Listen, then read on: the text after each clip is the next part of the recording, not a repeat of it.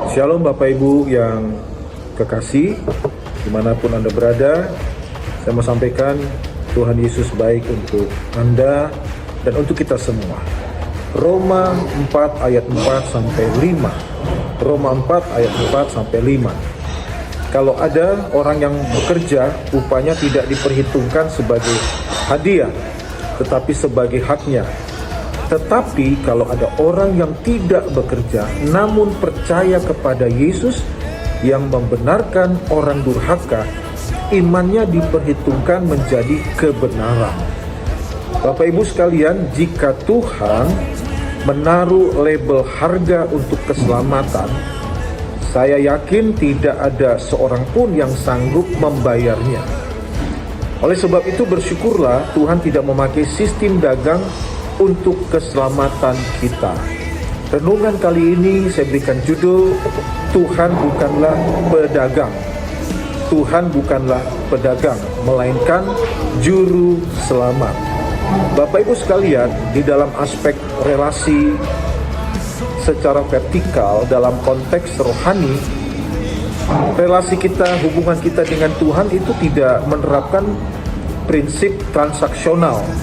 Beberapa orang Kristen menjalani hidupnya hari ini, mindsetnya masih sistem transaksional. Dia berbuat 1, 2, 2, 3, A, B, C, D dengan tujuan jika dia melakukannya kepada Tuhan, maka Tuhan akan melakukan sesuatu kepada orang tersebut. Ini sistem transaksional. Ada bergening power, tawar-menawar dengan Tuhan, walaupun mereka tanpa mereka sadari. Oleh sebab itu perlu kita pahami, Tuhan itu bukanlah pedagang, tapi dia juru selamat, saudara.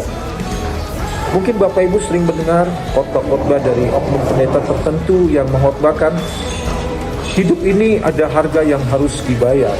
Hidup ini tidak semudah yang kita pikirkan. Kita harus bayar harga. Ya, ketika saya mendengar khotbah begitu, saya agak bingung, saudara. Yang nggak jelas yang dimaksudkan bayar harga itu dalam konteks apa? Salib itu ada dua palang, vertikal maupun horizontal.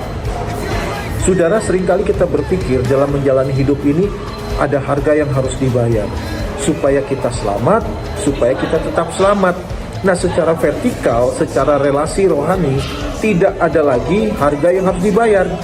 Karena apa? Harganya sudah dibayar 2025 tahun yang lalu oleh pembayaran lewat darah Yesus di Kalvari.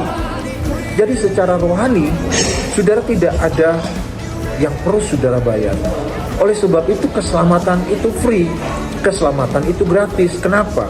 Ada dua, karena Tuhan terlalu kaya menjualnya kepada saudara, dan yang kedua, kita terlalu miskin untuk membayarnya. Jadi keselamatan itu free, gratis. Tidak ada yang perlu kita bayar. Tetapi secara aspek duniawi, jasmani, horizontal, ya, tadi palang vertikal, satu palang horizontal. Konteks aspek jasmani duniawi, ya tentu ada prinsip harga yang harus dibayar. Saudara harus bayar bensin ketika mobil kendaraan Anda berada di pom bensin, membeli barang-barang, itu ada harga pembayaran konteks jasmani duniawi. Saudara, apalagi saat ini kita sering mendengar zaman ini tidak ada yang gratis, semua ada pembayaran. Itu konteks aspek jasmani duniawi. Tetapi konteks vertikal, rohani, tidak ada lagi yang Anda perlu bayar, saudara. Bayarannya adalah darah Kristus. Jadi kita membayar transaksi dalam konteks secara horizontal. Dalam kekristenan tidak ada sistem cicilan, angsuran dalam keselamatan. Saudara, jadi jangan berpikir karya Yesus itu baru 50%, sehingga belum sempurna kalau saya tidak melakukan sesuatu, kalau saya tidak melakukan banyak hal. Karya Kristus itu 1000% sempurna untuk saudara dan saya. Kalau ada yang berpikir karya Yesus perlu disempurnakan oleh kesalahan manusia, oleh perbuatan baik manusia, saudara dan saya itu menghina karya Kristus. Saya tidak anti perbuatan baik manusia. Saudara berbuat baik karena saudara sudah diselamatkan.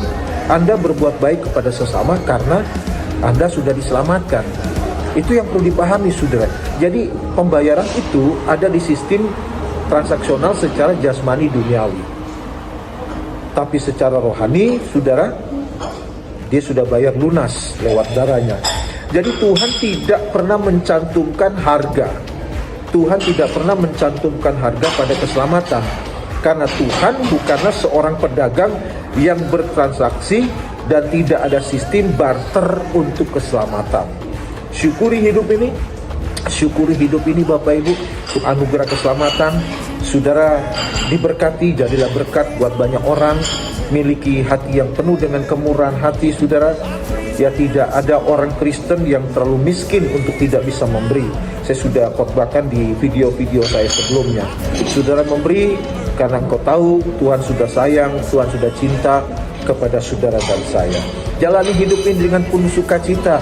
Kenapa? Seringkali kita masuk ke gedung gereja, pulang justru tambah beban, tambah rasa berat. Kenapa? Tanpa disadari khotbah-khotbah yang disampaikan tuh percampuran, saudara. Injil dan percampuran dengan legalisme agamawi. Saudara dibombardir dengan tuntutan seabrek legalisme dan lain sebagainya, sehingga membuat kehidupan rohani itu turun naik, merasa nggak layak lah, merasa nggak kudus lah, merasa nggak benar, saudara. Ya, jalani hidup seperti itu di dunia ini, saudara, nggak nyaman, saudara. Tuhan mengendaki hidup kita itu penuh sukacita, penuh damai sejahtera. Kiranya renungan singkat ini menjadi berkat buat Bapak Ibu sekalian. Salam perubahan paradigma. Tuhan Yesus memberkati Bapak Ibu sekalian dimanapun Anda berada. Shalom.